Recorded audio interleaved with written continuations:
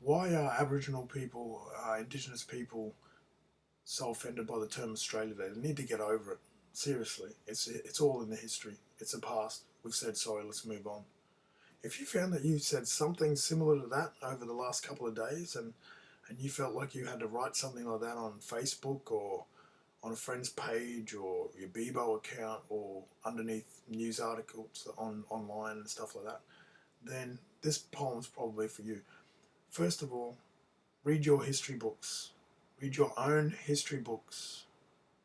Go to the state library. Read in our state libraries all around the country, in your main capital cities. In your capital cities, go and read up about the history of this country and how it has affected Aboriginal people today. Read about all the genocide and the crazy stuff that has an effect on today's society, on today's Aboriginal society. Read your medical journals.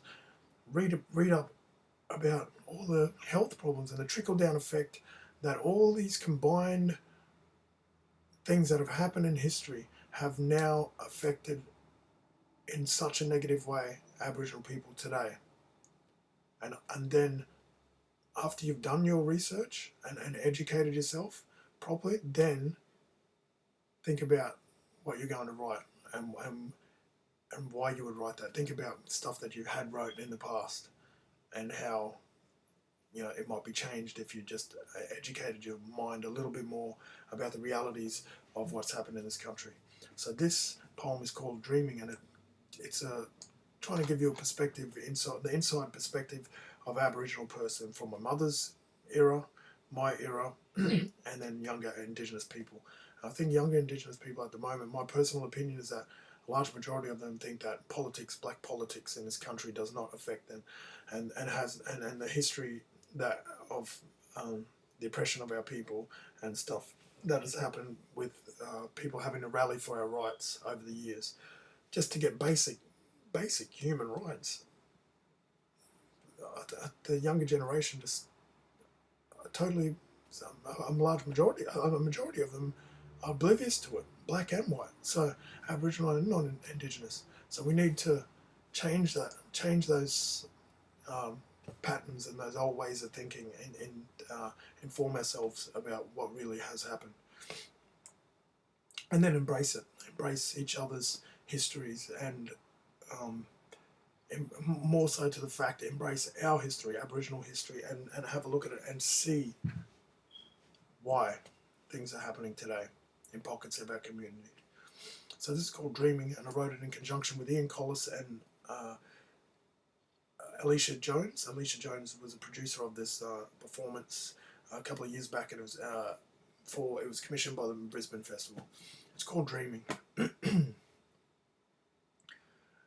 I'm dreaming now as you look at me and I look back, dreaming of my mother's people dragged to their demise dead on their backs.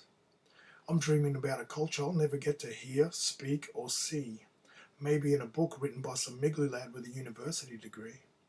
And he probably means well, this bloke who studied and can tell me what I don't know about myself. But it just doesn't sit right in my heart of hearts, this knowledge and its wealth.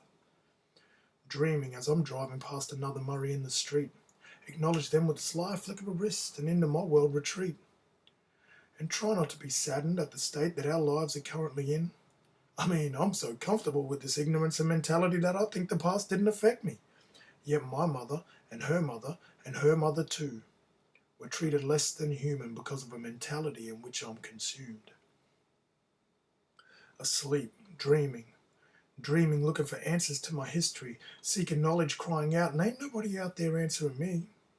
Maybe they're right, all those people throughout my life who said, Fred, you've got everything you could ever want. Why, out of the darkness, you were delivered into the light. We brought you roads, Centrelink, money, and real food to bite. Pre-packaged addictions in all shapes and forms, much more civilized than that which you were before. And the doors are opening, but still a lot remain closed. So I'll pose for a picture. This is the age of the Microsoft Murray, so my feelings flurry, but remain buried. Unlock the mystery of my culture via Google search. Adapted, assimilated, mistreated, beaten, no fight left in us. Us, we a once proud and strong nation, a healthy, beautiful people, now resigned and comfortable with the fact that we are not treated equal. Adapted, adapted, adapted. Every day I feel like I have to say, don't look at me just because of the colour of my skin. Don't judge me because of that. I'm adapted. Adapted like a stream of information within the matrix of information technology, tricknology, clever tricks to keep me feeling inferior, infecting my reality, affecting my speech and cultural diphtheria. Here are the thoughts of a contemporary black child, saved on these very streets, raised wicked and very wild. Thank God for the very air that I breathe, disciple of the Bible, Matthew 28:19. And tribal I try to be, but sometimes inside of me won't let me go out and live that dream. The dream, a dream, no. Fear of what my friends will think. No family left, only tribal links. A party favourite over chips and drinks. A kink in the lineage, but a story for another time, perhaps. In the body of this being is a warrior trapped, strapped with a semi-automatical arsenal of raps, poems, and ideologies to unsettle the greatest minds on the map.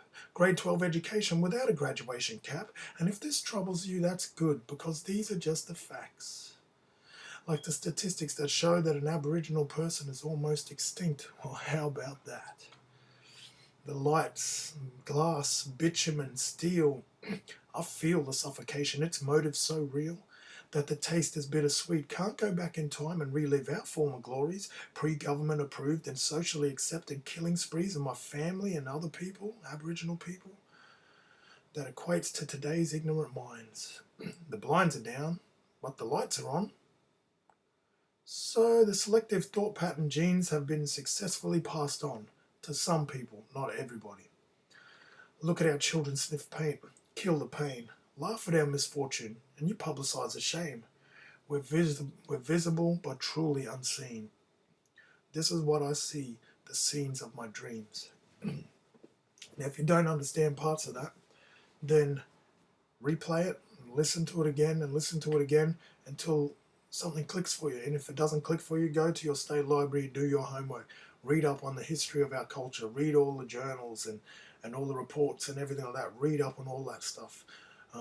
Read medical journals and find out about what it is you're making a statement on this Australia Day or next Australia Day or anytime soon in the future in a public forum. So thanks for listening.